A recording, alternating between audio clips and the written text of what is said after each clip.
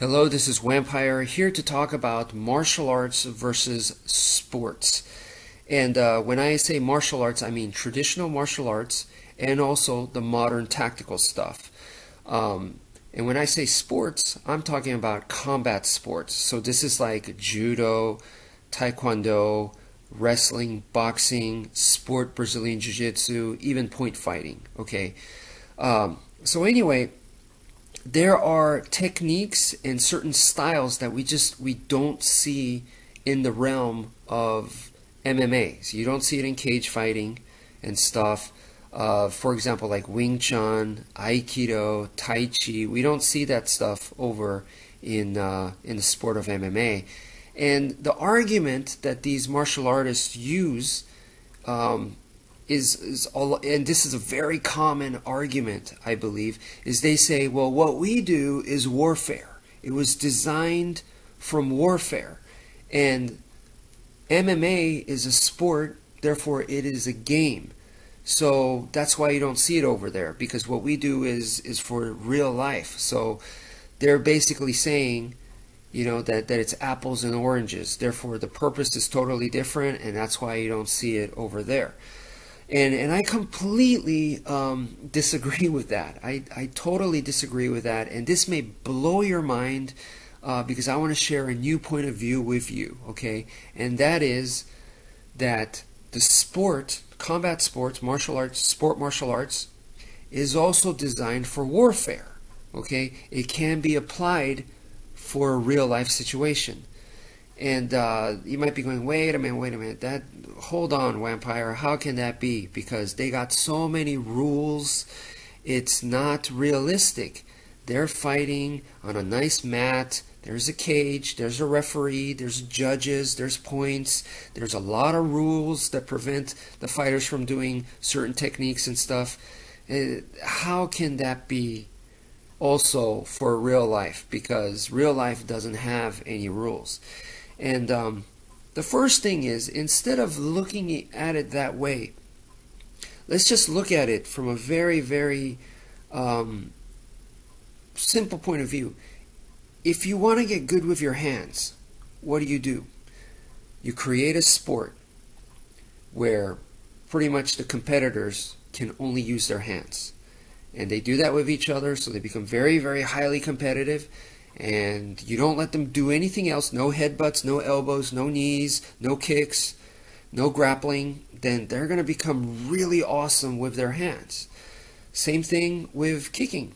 If you want them to become really, really good with kicks, don't let them do anything else. Create a sport that bans everything else pretty much, and then the fighters, the competitors, will become forced to develop awesome kicks. So that's how you get Taekwondo.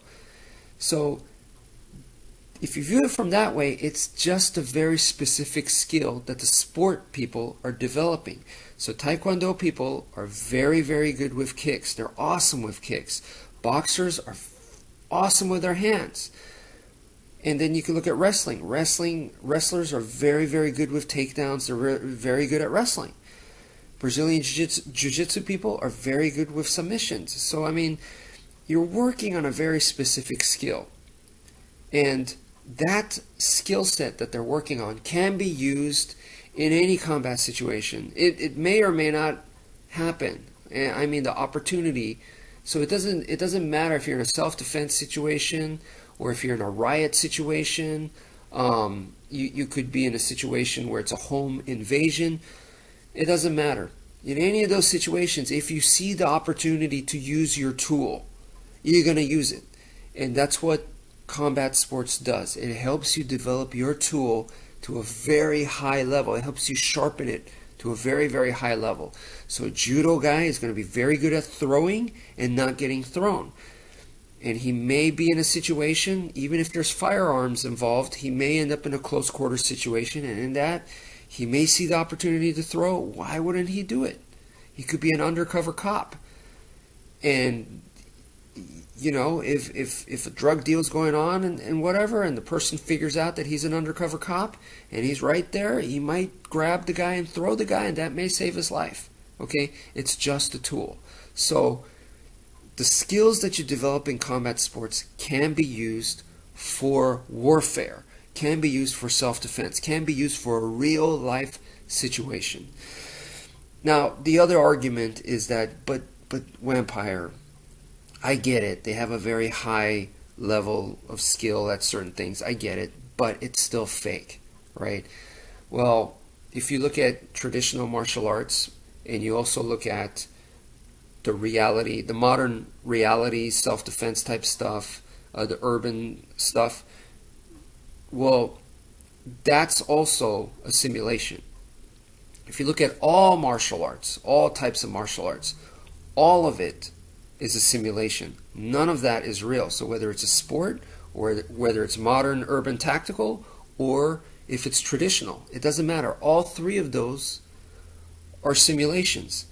And that may sound like it's a bad thing, but it's not, because let's think of the opposite. The opposite is the real life thing. The real life thing is you're going to land in jail, in the hospital, or in the graveyard. And I don't want that. I don't want to be getting into a bar fight every weekend.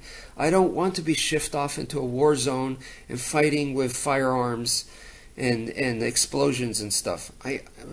I don't want the real thing. You know what I mean?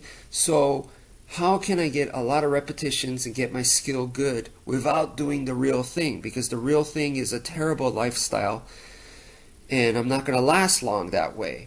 So then you have to simulate. You have to simulate, and that's a good thing. So it's different from like swimming, where swimming you can say, how do you get good at swimming? Well, you jump in the water and you swim.